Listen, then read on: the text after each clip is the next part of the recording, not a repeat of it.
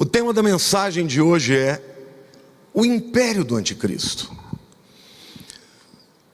Eu creio que um dos temas que mais geram curiosidade na vida da igreja é a pessoa do anticristo. Quem vai ser esse homem? Muitos já disseram que ia ser o Papa, outros escolheram nomes importantes, alguns falavam que era Bill Gates, depois foram citando outros nomes, mas será que a Bíblia nos dá alguns sinais para que nós saibamos quem é o anticristo? E que império é esse que ele vai se levantar, que vai perseguir, e que vai dominar o mundo, e que vai perseguir especialmente os seguidores de Jesus, aqueles que não passarem pelo arrebatamento, e também o povo judeu?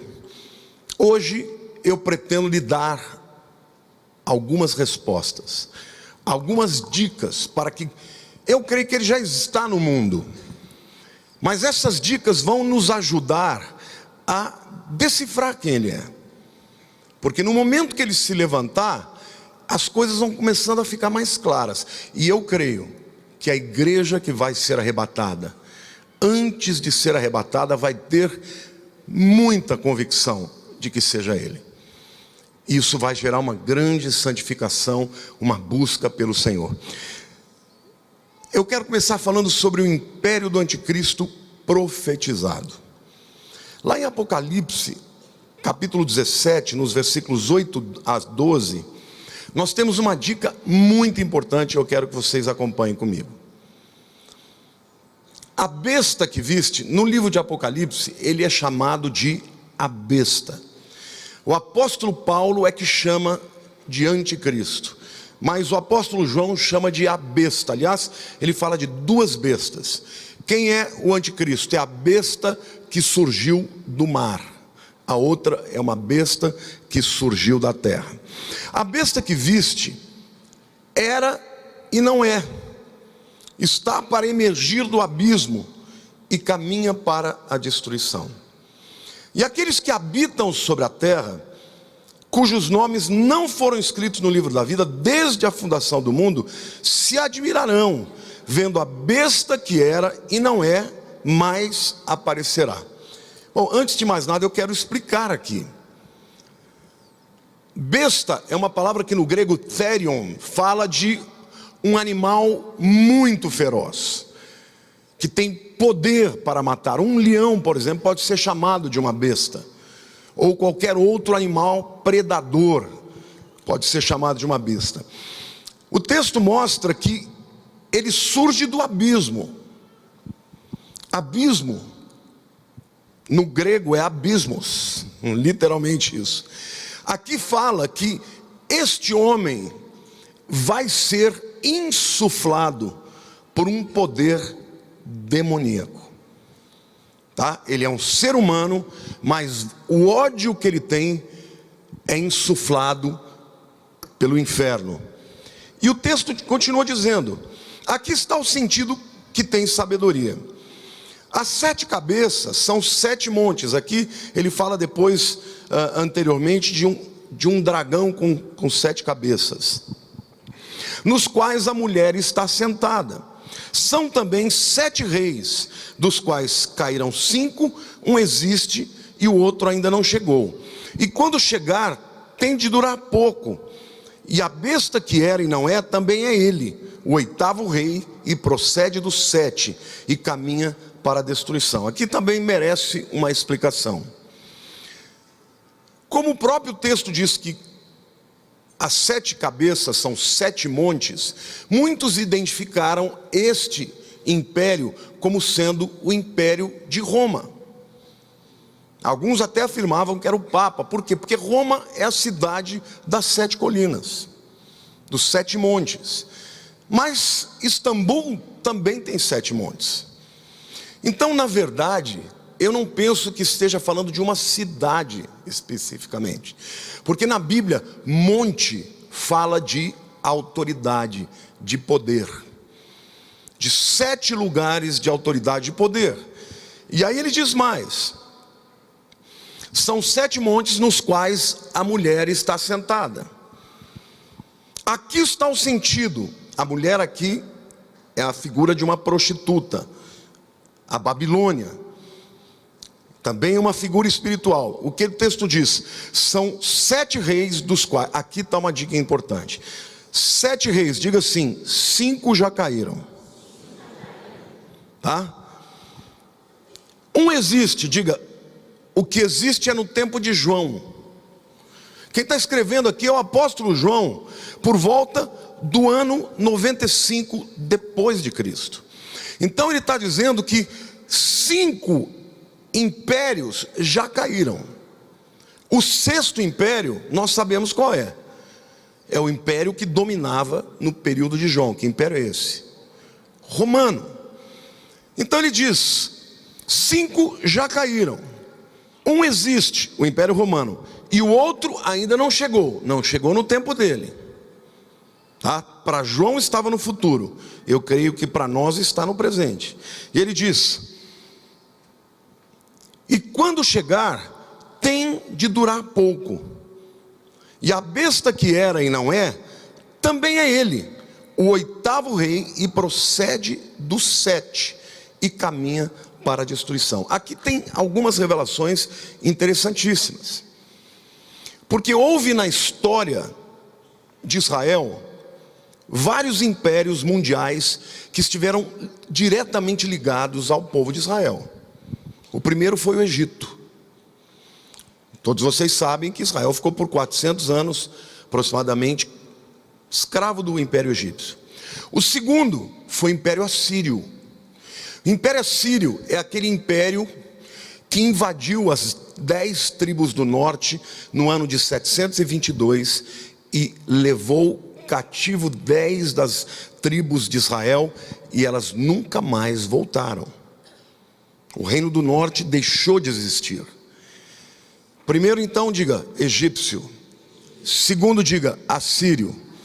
Terceiro é o babilônio, ou babilônico, de Nabucodonosor, que entra e destrói Jerusalém e leva cativo o povo de Israel para a Babilônia por 70 anos. O quarto é o Império Medo-Persa.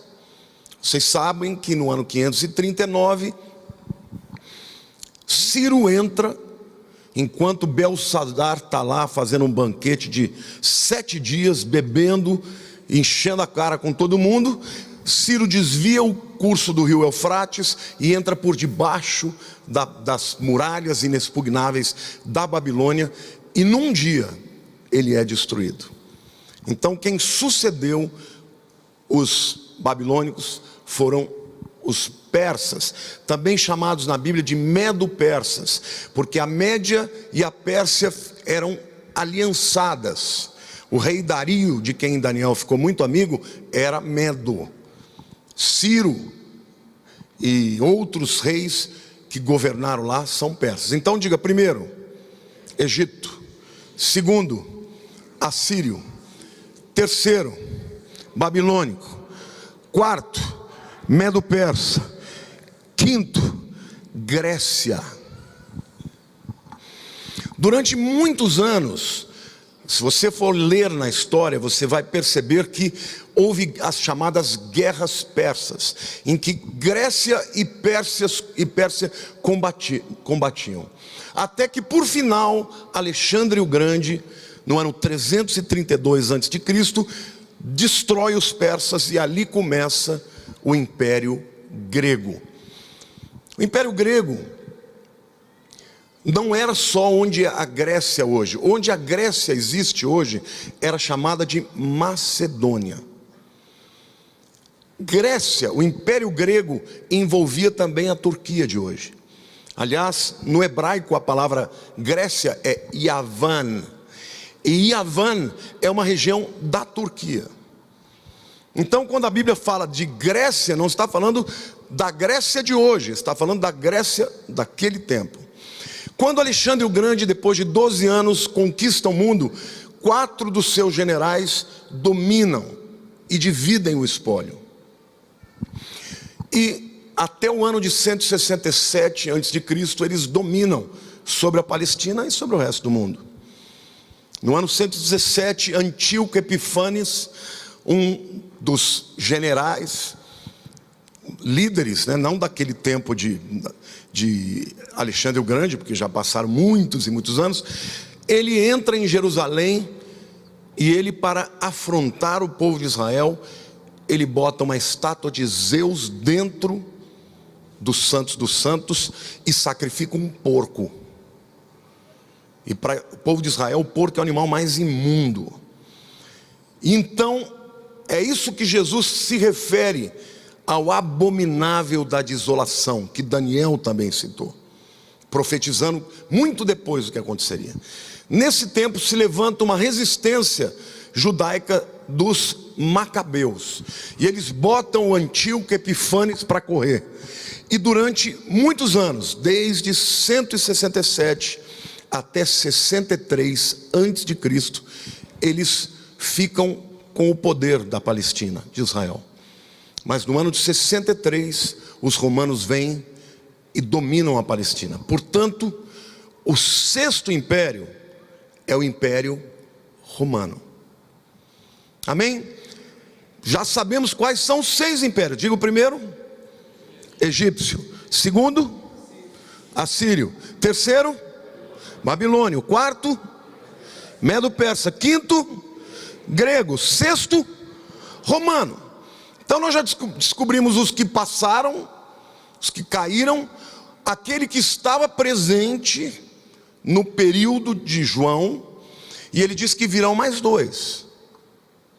Um sétimo que terá um curto período de tempo. E quando este sétimo cair, o 8º que virá é o da besta. Agora, detalhe, ele diz que este sétimo, ele vem do Império Romano, porque ele vem dos outros que existiram. O que será que é isso? Existem algumas teorias. Alguns acham que é o Império Otomano, mas não pode ser. Não pode ser por uma simples razão. O texto diz que ele vai ficar por pouquíssimo tempo. E quando ele cair, o 8º que virá é do anticristo. Alguém tem uma ideia de qual poderia ser o sétimo? Não é o islâmico. O islâmico seria o otomano. O sétimo, queridos, na minha opinião, o que mais faz sentido é a comunidade europeia. Agora, detalhe, quando você vai para a estátua, eu vou ler um outro texto agora, que está lá em Daniel capítulo 2, versículos 41 e 42. Daniel está tendo a mesma revelação, só que João vai desde os egípcios. Daniel não. Daniel começa com a Babilônia, onde ele está, porque o propósito dele não era revelar o anticristo, o propósito dele era revelar o que ia acontecer com o povo de Israel. Então ele começa a profetizar a partir do período que ele está, que é Babilônia para frente. Olha o que o texto mostra. Quanto ao que viste dos pés e dos artelhos, em parte de barro, de olheiro, em parte de ferro, será este reino dividido. Contudo, haverá nele alguma coisa de firmeza do ferro, pois que viste o ferro misturado com barro de lodo, como os artelhos dos pés eram, em parte de ferro e em parte de barro. Assim, por uma parte, o reino será forte, e por outra, será frágil. Na visão de capítulo 2 de Daniel, de 31 a 35, o rei Nabucodonosor tem um sonho com uma estátua. Vocês se lembram disso? Quantos estão ouvindo aqui a novela O Rico e o Lázaro? Vocês se lembram da estátua que eles viram? Põe lá, Pati, por favor. Pati não, a Pati que fez o coisa, mas é o tio que vai pôr.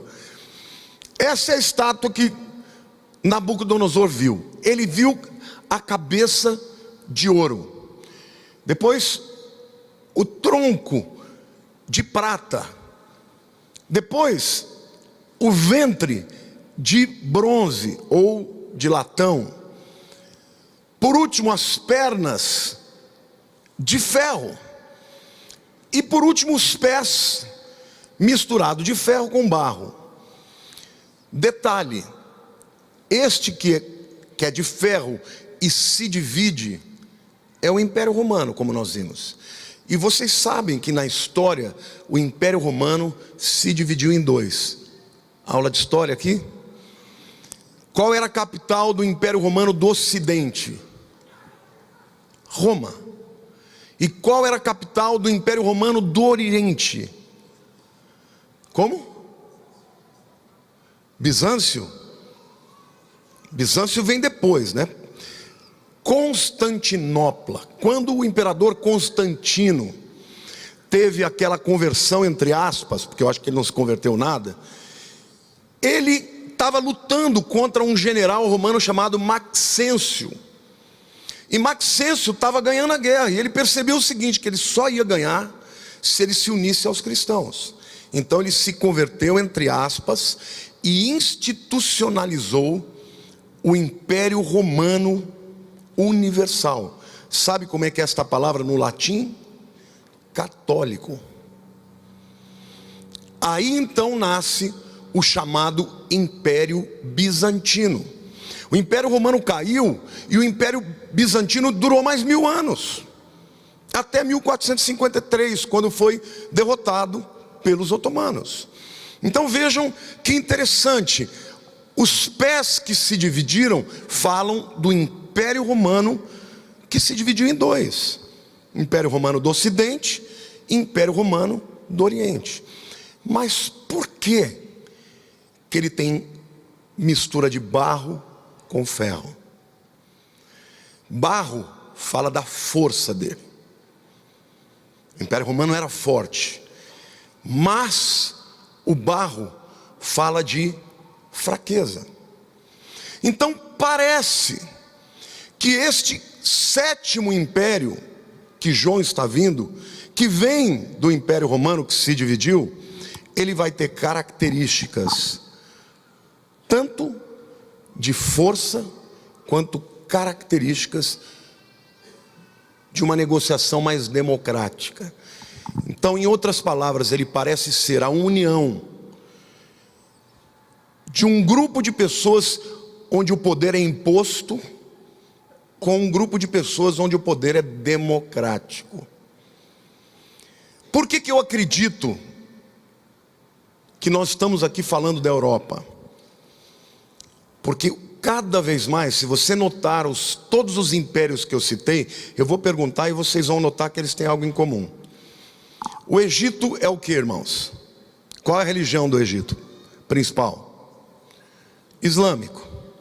Os assírios, a Síria fica exatamente onde é hoje a Síria e o Iraque. Qual é a religião lá? Islâmico. Babilônia, Babilônia é no Iraque. Qual a religião lá? Islâmica. Medo-Pérsia, Pérsia vocês sabem onde é o Irã. Qual a religião lá? Islâmico. Puxa. Depois dos Medo-Persas vem Yavan, que é a Grécia daquela época, que envolve a Grécia de hoje, que na época era Macedônia, e a Turquia. Qual a religião da Turquia? Islâmica. No Império Romano, como nós vimos, ele se divide. O reino ocidental é cristão, mas o reino oriental é o quê? Constantinopla, Istambul, islâmico. Parece que a Europa é de fato o sétimo império. E com isso eu estou inferindo o quê? Que muito provavelmente nós estejamos vivendo os últimos anos do Império Europeu. Quantos aqui sabem que a Europa está desfacelando? Nós tivemos agora recentemente o Brexit. Já ouviram falar do Brexit? Britain Exit. É a saída da Inglaterra e do Reino Unido da comunidade europeia. Foi o primeiro a sair. Mas tem outros que estão querendo sair também. Por quê? Porque fica pesado, e a afirmação deles na verdade são duas as principais razões para a Inglaterra ter saído. Primeiro, a política em relação aos refugiados que a Europa adotou. Segunda, questão econômica. Algumas nações se queixam de estar tendo que bancar a quebradeira das outras nações. Então, na minha opinião, nós estamos vivendo os últimos anos, e a comunidade europeia, enquanto uma unidade econômica, com a mesma moeda, na minha opinião, daqui para diante nós vamos ver o desfacelamento e a não existência mais. E quando a Europa se desfacelar como continente, como império, para vocês terem uma ideia da importância da Europa hoje, queridos, a Europa hoje tem uma economia mais forte, se somar os países todos, do que os americanos.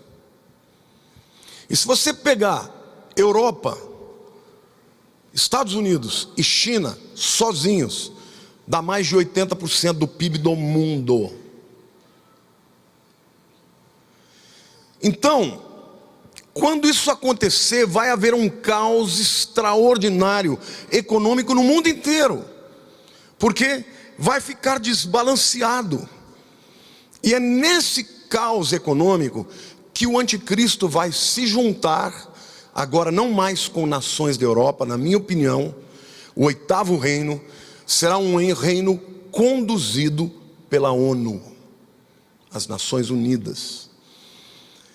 E na minha opinião, este líder do 8º reino será um secretário-geral da ONU, que terá poder de força, terá uma argumentação, porque o mundo estará em caos, economicamente falando, as nações não conseguirão se recuperar, e em cima disso eles estabelecerão uma estratégia emergencial.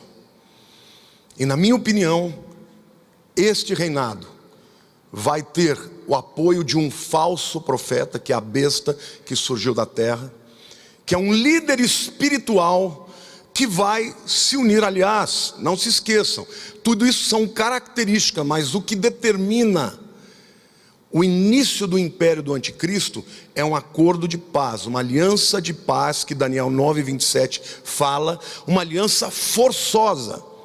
O texto fala, ele fará uma firme aliança. Esta palavra firme no hebraico significa uma aliança que não vai ser aceita, vai ser imposta. Ou seja, haverá nações que terão que engolir a aliança, porque não terão escolha. E este líder, que será o mentor ou o gestor desse novo império, que pretensamente trará paz e tentará recuperar o problema econômico do mundo. Nós vimos na semana passada os 4 cavaleiros do Apocalipse. O cavalo branco é o anticristo, o cavalo vermelho são guerras. Ele vai propor paz, mas não vai conseguir paz, porque vai haver guerras. O cavalo preto é uma crise econômica, inflação. Eu mostrei para vocês como vai faltar alimentos, os alimentos vão custar muito caro. E o cavalo verde, o Islã.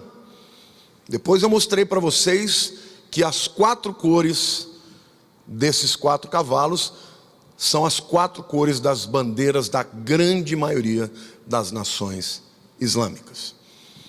Então, os 5 impérios que já caíram, de novo, diga Egito, Assíria, Babilônia, Medo-Persa, Grécia, Roma. O 7º império, ele vai ter características das duas pernas que Daniel viu. Na minha opinião, é a Europa, e você percebe claramente que cada vez mais a Europa está se tornando islamizada.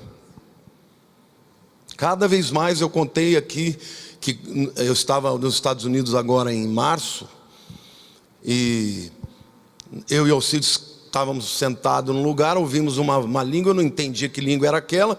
Eu perguntei para um camarada, falei, que língua é essa que eu nunca ouvi? Ele falou, estou falando flamenco, eu sou belga. Aí comecei a bater um papo, perguntei para ele, falei, como é que está essa questão do Islã na Bélgica? Ele falou, irreversível. Eu falei, como assim? Ele falou, é uma questão de tempo, eles vão nos expulsar de lá. Ou nós vamos ter que nos converter, ou vamos ser mandados embora. Então, quando fala que ele terá características de força e de fraqueza, eu penso que a união da força do Islã, que é uma religião imposta. Se a pessoa não tem essa coisa de você querer se converter, se não converter, morre. Com a democracia. Então, na minha opinião, não existe outro império que se encaixe a este sétimo império como a Europa.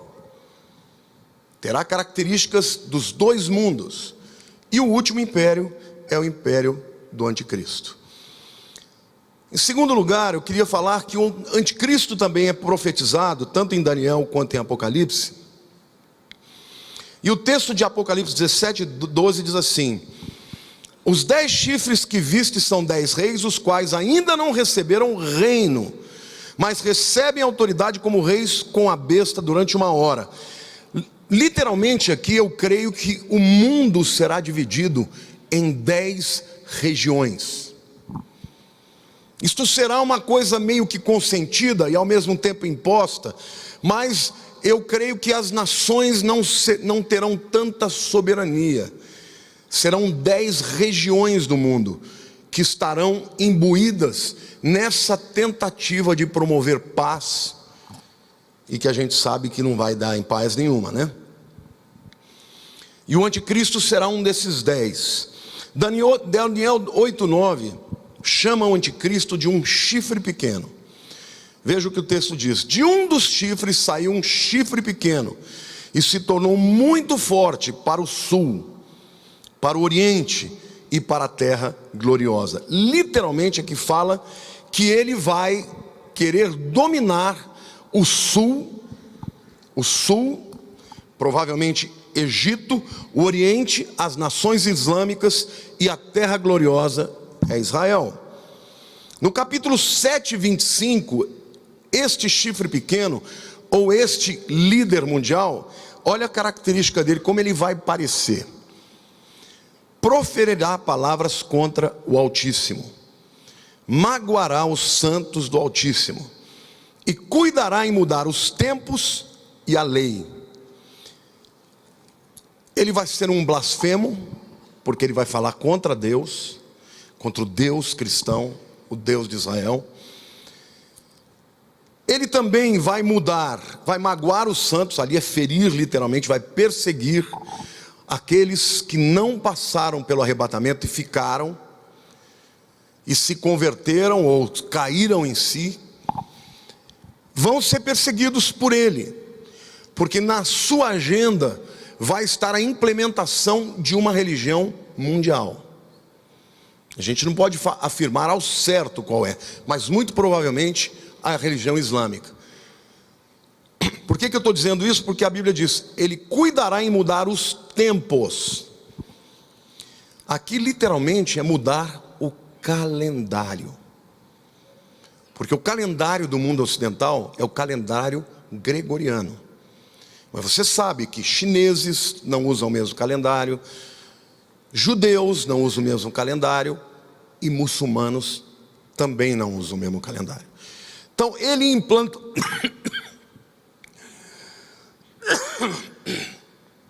um minuto só.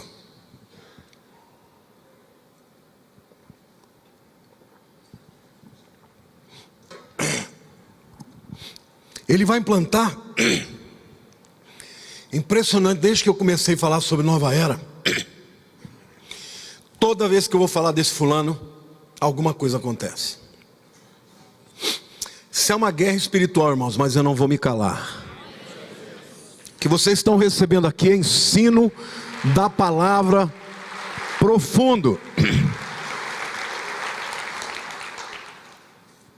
E o tempo diz que ele vai mudar os tempos, o calendário e a lei.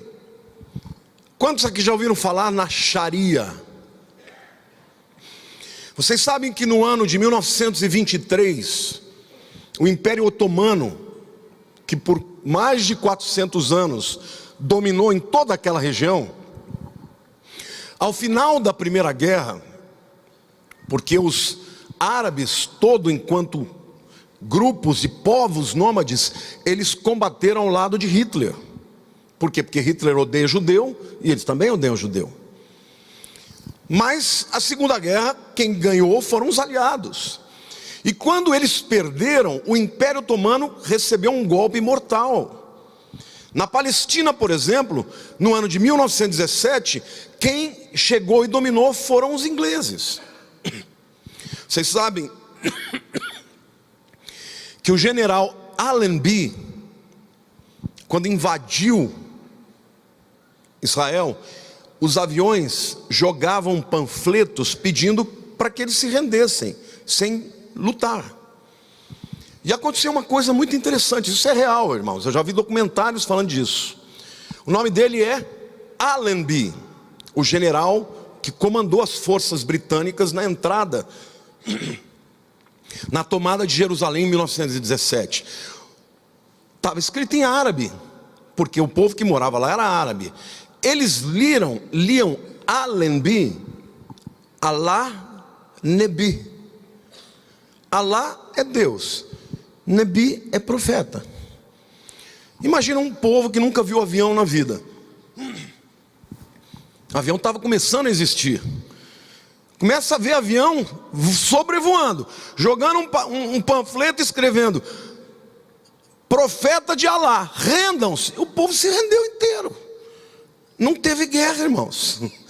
E de uma hora para outra, um império de 400 anos cai. Na Europa, eles foram dominados porque perderam a guerra. E na Terra Santa, eles perderam o poder para a Inglaterra, que ficou de 1917 até 1967, por 50 anos, dominando a Palestina. Mas em 67, na verdade, eles ficaram até 48. Em 48 nasceu, vamos dizer assim, o Estado de Israel, mas Jerusalém, só em 67 foi trazida de volta para o povo judeu. Bom, o que aconteceu com essas nações todas? Como quem ganhou a guerra, quem ganha a guerra é que divide os espólios, quem determinou quem ia ficar com o quê foram os ingleses, os americanos e os franceses. E também a Rússia. Mas os que tiveram maior influência sobre as nações árabes foram os ingleses e os franceses.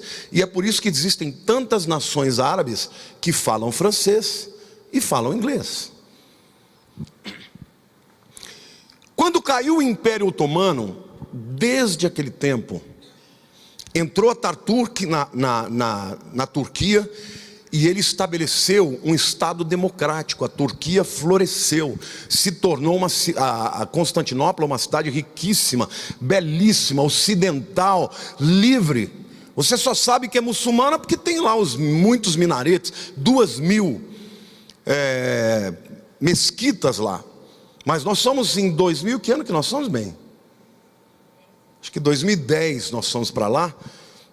Tranquilo, aquele país totalmente ocidental. Mas agora, vocês sabem, entrou um homem chamado Erdogan. E o sonho do Erdogan é voltar a criar um califado, um Estado muçulmano radical. E ele tem perseguido muitos cristãos, tem permitido que muçulmanos radicais ataquem igrejas, façam atentados, e recentemente ele recebeu poderes totais, por eleição. Mas a gente sabe que hoje ele tem poder sobre o governo, os 3 poderes, sobre o Congresso e sobre o Judiciário.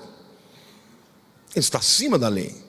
E o objetivo dele é, juntamente com diversos outros islâmicos, formar um califado. Se esses camaradas crescem e dominam, se o anticristo for um deles, e muito provavelmente será um ocidental, com cara de ocidental, mas cuja agenda e propósito é estabelecer o Islã.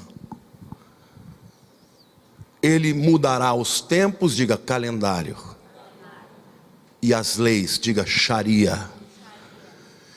E vai perseguir a quem? A todos aqueles que não aceitarem. Porque o Islã deixa claro sobre isso, que no final todos eles esperam uma guerra em que o mundo vai ter que se dobrar diante do Islã, por bem ou por mal.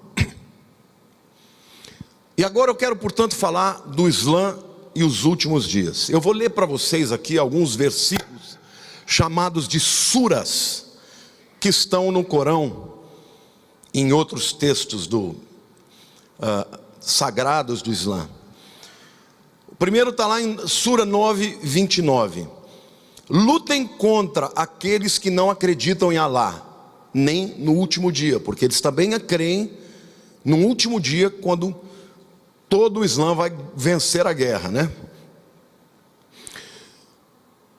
Nem se afastam daquilo que é proibido por Alá e seu mensageiro, nem reconhecem a religião da verdade, mesmo que eles sejam parte dos povos do livro. Quando no Corão fala dos povos do livro, está falando de quem, irmãos? Quais são os povos da Bíblia? Israel e os cristãos. Mesmo que eles sejam parte dos povos do livro, até que eles paguem a jizya. Jizya é aquele imposto que eu disse para vocês, que é prefigurado no Islã, em que uma nação que é dominada por Islã, o indivíduo que não se converte tem que pagar imposto, chamado jizya. Até que eles paguem a jizya com submissão voluntária e se sintam subjugados. Então, o que eles estão recebendo de ordem? Lutem contra aqueles que não acreditam em Alá. Vocês acreditam em Alá? Então, se vocês ficarem aqui, vocês vão ter uma luta contra esse grupo. Sura 27, 82 diz assim: e quando a palavra é cumprida contra eles, os injustos, nós produziremos da terra uma besta para enfrentá-los. A mesma palavra. Ele irá falar a eles, porque a humanidade não creu nos nossos sinais. É muito surpreendente saber que os islâmicos também acreditam no final dos tempos. Eles também acreditam no final dos tempos. Só que para eles, é muito importante que você entenda isso, porque tem muita gente aí achando que os islâmicos creem em Jesus. O Isa, que eles creem, é um muçulmano radical, que não morreu na cruz. E quando a Bíblia diz assim, se alguém nega que o Filho de Deus vem em carne, esse daí é o anticristo.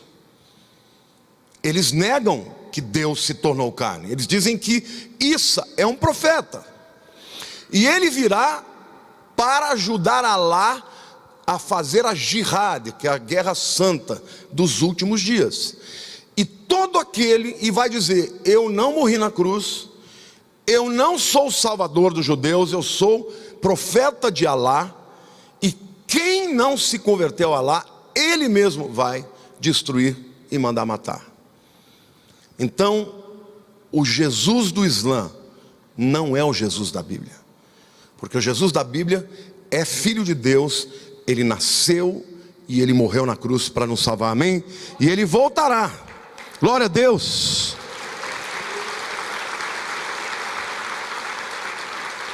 As expectativas do Islã para os últimos tempos, eu elenquei algumas das afirmações que eu vi. Eles dizem que os últimos dias são caracterizados da seguinte maneira: dias de levantamento, no inglês é uprising. Esse levantamento e uprising não é só um levantar do lugar. Uprising é rebelar-se, é levantar para tomar controle. Dias de separação, ou seja, vai separar quem é do Islã e quem não é, quem não for, guerra contra eles.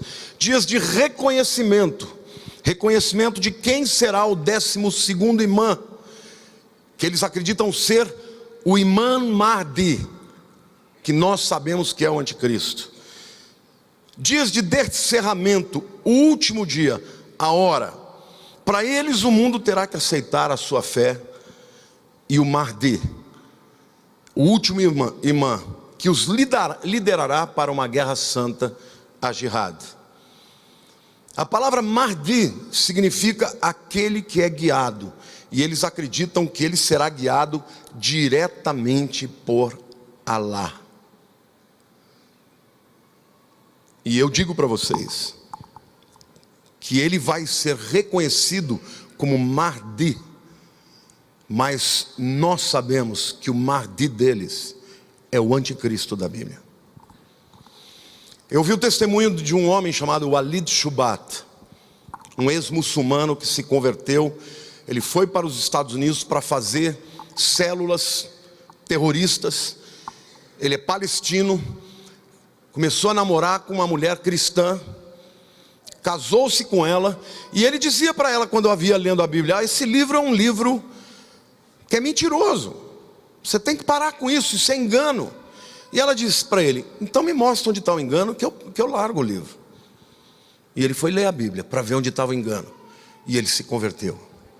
E hoje ele é um dos maiores pregadores que revelam que o anticristo é o Mahdi. E ele tem um livro em que ele mostra claramente os paralelos entre estes dois, estas duas figuras. Para nós, ele é o anticristo. Porque que o Mahdi vai fazer? Vai lutar contra cristãos e vai lutar contra judeus. Então eles mesmos, quando ele leu a Bíblia e falava disso, ele falava: mas esse é o Mahdi, a Bíblia de vocês também está falando dele, e ele vai lutar contra vocês sim. Só que a diferença é que eles acham que ele vai ganhar, e nós sabemos que ele vai perder. E eles dizem então que ele fará a última revolução islâmica. E queridos, a Bíblia diz que Deus enviará a operação do erro, porque não creram na mentira. Porque é um absurdo, eu não consigo entender como as nações abrem as portas de maneira indiscriminada. Eu não sou contra receber refugiados. Eu acho que a Bíblia mesmo fala que o estrangeiro tem que ser recebido e amado. Mas como que você abre a porteira para entrar milhares e milhares e milhares de pessoas que acreditam numa religião que odeia aqueles que estão na nação? Então eu não consigo entender, a não ser uma cegueira. Você abrir as portas para que pessoas entrem, algumas são sinceras e outras vão entrar para quê? Para dominar, para mudar as estações. Eles crescem muito mais, enquanto hoje no mundo a média de filhos das famílias cristãs é 1 ponto alguma coisa, 1,8. E eles têm mais de 6,5 por filhos. Então é uma questão de tempo. Em 20 anos a Europa será dominada pelo Islã. Você gosta de Paris? Vá nesses próximos anos. Depois vai ficar perigoso demais. E hoje o mundo inteiro está dizendo: nós combatemos o extremismo, mas nós abrimos as portas para todos os islâmicos. Eu pergunto para vocês, pergunte se alguma nação árabe permite a entrada de missionários lá. A Arábia Saudita anualmente dá milhões de dólares para as principais universidades americanas. Com que pretexto? Fazer estudos sobre o Islã. Ravi Zacharias, um dos maiores apologetas do mundo, perguntou para um sheik árabe: vocês aceitariam dinheiro da América para fazer estudos cristãos? Ele disse: não. Por que não? Porque ninguém aqui tem interesse de saber sobre o cristianismo. É assim, meus irmãos. Eles entram, se aproveitam da fraqueza da democracia, mas eles são linha dura. É o barro se misturando com o ferro. O fim dessa história só tem um jeito: Deus intervir. E Ele intervirá. Porque hoje o mundo já está cego e não está enxergando o que realmente está para acontecer. O que os muçulmanos e os cristãos têm em comum sobre a crença do anticristo? Ponha por favor aquele quadro. O Mahdi unirá o mundo muçulmano. Isso é o que os muçulmanos creem.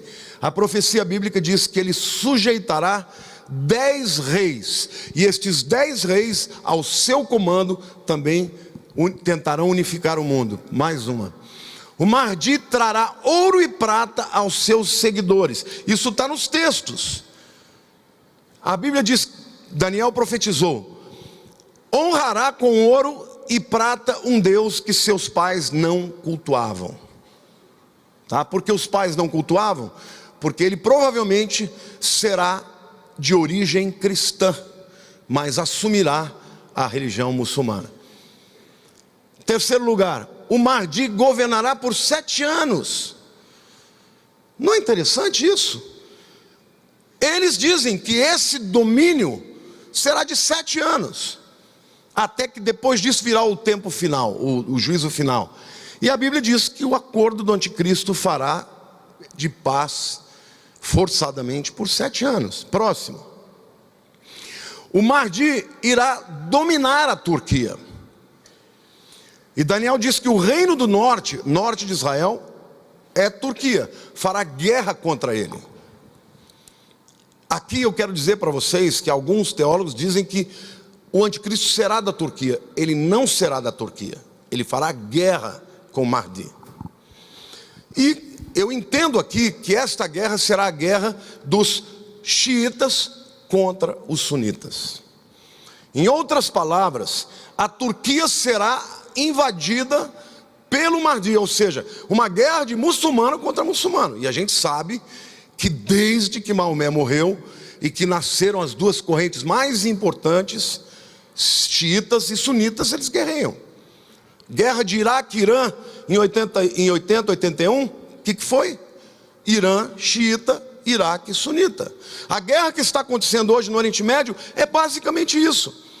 Por que os americanos se juntaram com os sauditas e soltaram o Abu Bakr al-Baghdadi, que é o camarada, que é o líder desse Estado Islâmico? Por quê? Porque eles estavam com medo do avanço dos xiitas do Irã no Iraque e na Síria. Então nasceu o El, que é o Estado Islâmico, que recebe armas de alto poder bélico. De quem? Dos Estados Unidos, que permite. Queridos, como é que você explica os americanos errarem? Recentemente foram bombardear o que eles chamavam de Estado Islâmico, bombardearam o outro. Bombardearam os exércitos do Bashar al-Assad, que são ligados ao Irã. Então você acha que o americano vai errar alvo? Matar mais de 80 soldados e fala: errei, foi sem querer. Que sem querer? Essa guerra tem um pano de fundo. Para os islâmicos é xiita contra sunita, mas para os ocidentais são os americanos e os sauditas, a Arábia Saudita, que odeiam o Irã. Vocês não sabiam que os sauditas odeiam mais o Irã do que Israel? Então ele fará guerra. O Mahdi vai lutar contra a Turquia. O Erdogan está querendo ser ele o que vai unificar todas as nações islâmicas, mas não será ele. A maioria dos muçulmanos acredita que o Mahdi virá do Oriente. Daniel afirma que ele crescerá para com o leste. Se você observar, quando a Bíblia fala que o rio Eufrates vai ser seco, hoje o rio Eufrates começa na Turquia, e ele tem uma barragem lá. Se aquela barragem for fechada, o rio Eufrates seca. E pelo leito do rio Eufrates, os exércitos do anticristo virão para combater Israel. E tem muitos outros paralelos na Bíblia que mostram que a guerra que vai acontecer nesse período de tribulação, vão ter várias guerras separadas. Serão guerras por domínio, serão guerras financeiras, serão guerras religiosas. E o anticristo, ele terá um propósito maior do que todos, porque ele estará dominado pelo próprio Satanás, que é destruir a Terra Santa. Satanás, como grande invejoso de Deus, ele quer tudo que Deus tem. Porque Deus ama Israel, Satanás odeia Israel. Então, para terminar essa palavra, eu quero dizer para vocês que eu creio nós estamos vivendo nos dias que antecedem esse levantamento. Não tenho medo de ousar a dizer que nos próximos anos, 10 anos talvez, você presencie o final da comunidade europeia como existe hoje. A crise econômica mundial só vai piorar, não vai melhorar. Porque é necessário que haja esse caos econômico, caos espiritual. Em 92, quando eu fiz um evento sobre Nova Era, eu falei de coisas lá atrás que a gente nem sonhava e que hoje estão se cumprindo. Queridos, nós estamos vivendo os últimos dias. Olhe para a pessoa do teu lado e diga assim: prepara o teu coração, porque a trombeta está para tocar. Eu creio que os anjos já estão perfilados assim, ó, já com a trombeta assim, ó. Só está faltando Deus dar ordem, e os crentes de verdade vão ouvir um berro, um grito, um chamado, e a trombeta tocará, e a igreja subirá. E este oitavo reino se levantará de uma forma poderosa.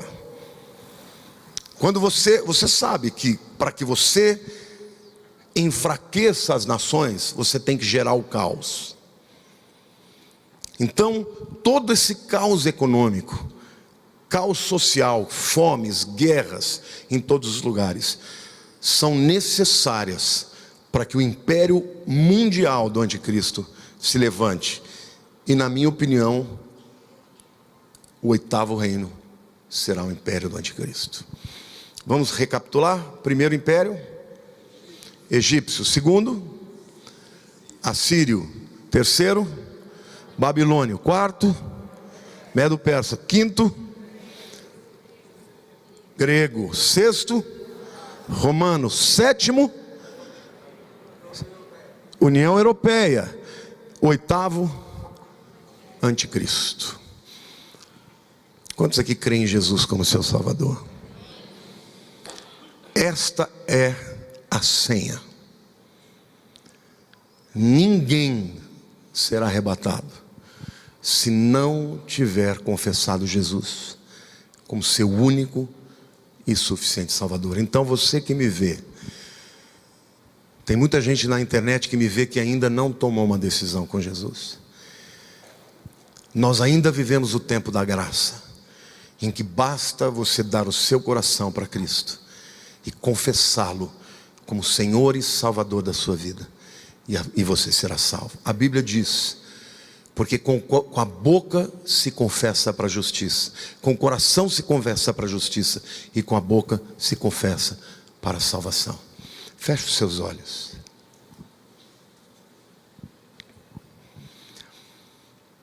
Eu não sei se você entrou aqui hoje e ainda não tem certeza da sua salvação, não tem certeza que confessou Jesus como seu Senhor e Salvador. Mas eu quero te dar essa oportunidade agora, de reconhecer o Filho de Deus, Jesus, como aquele que veio ao mundo, não só para nos ensinar palavras bonitas, mas para dar a vida por aqueles que se entregassem a Ele. Se você quer entregar a sua vida hoje, eu não estou falando de nenhuma religião, estou falando de entregar o seu coração, o seu passado, o teu presente e o seu futuro ao único que pode te salvar de tudo isso que virá. Eu quero orar por você onde você estiver. Se você quer fazer essa oração comigo, eu vou te ajudar, eu vou orar e você vai repetir. Levante a sua mão para que eu possa te ver, em nome de Jesus. Alguém quer? Fique com a mão levantada, por favor. Graças a Deus, graças a Deus. Aqui alguém? Graças a Deus, graças a Deus, graças a Deus. Eu vou pedir para você vir aqui à frente. Eu vou orar com vocês aqui. Pode sair do seu lugar, não se envergonhe. Você que está perto dessa pessoa, ajude a vir. Em nome de Jesus, hoje é o dia de você entregar a vida para Cristo e ter o teu nome escrito no livro da vida. Pode sair, venha, querido. Em nome de Jesus, saia rápido do seu lugar.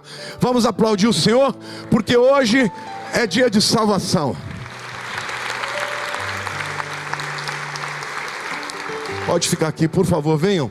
Venham, não saia daqui sem ter convicção hoje de que a sua vida está guardada pelo Senhor, amém?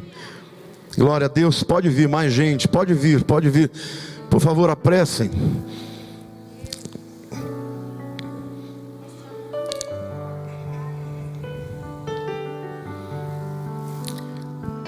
Sabe o que a Bíblia diz? Que há alegria no céu quando uma alma se entrega. O que vocês estão fazendo aqui vai mudar não só o destino para esta vida, mas para a vida eterna. Não é uma religião, mas é o Filho de Deus. Pode vir, eu estou esperando muita gente vindo se entregar a Jesus. Hoje é dia de festa. Igreja, aplauda o Senhor. Hoje é dia de festa. Quem sabe essas vidas não estão se entregando pouco antes do arrebatamento. Quem sabe eles não sejam o servo da 11ª hora. Aleluia, aleluia. Põe a mão no seu coração e ore comigo. Diga: Senhor Deus, eu creio que eu sou pecador, mas a tua palavra diz que o Senhor se fez carne e se tornou um de nós e morreu no nosso lugar para nos salvar. Perdoa os meus pecados, escreve o meu nome no livro da vida. Eu te aceito como meu Senhor e como meu Salvador. Diga: Senhor, meu passado, meu presente, meu futuro, eu entrego ao Senhor agora. Receba-me, Senhor, porque eu te confesso hoje como meu único e suficiente Salvador. Aleluia, glória a Deus. Deus abençoe, minha querida. Aleluia.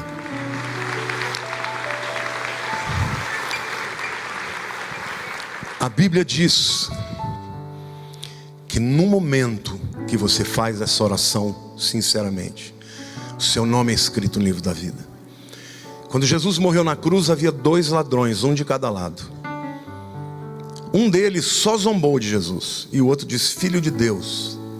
Ele estava olhando para Jesus nu, fraco, crucificado, e ele reconheceu Jesus, seu Filho de Deus. Lembra-te de mim quando entrares no teu reino. Jesus disse: hoje mesmo entrarás comigo no paraíso. Hoje o seu nome foi escrito no livro da vida, e no dia do arrebatamento vocês estarão lá, em nome de Jesus. Eu vou pedir para vocês acompanharem esses diáconos. Eles vão fazer mais uma oração com eles. Mas parabéns por essa decisão. Deus abençoe. Deus abençoe, meu querido. Amém? Aplauda mais.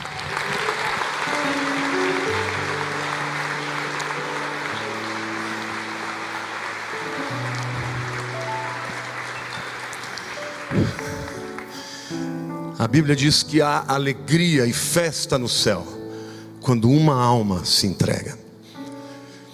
Mas eu quero pedir para você, como igreja, agora ficar de pé no seu lugar.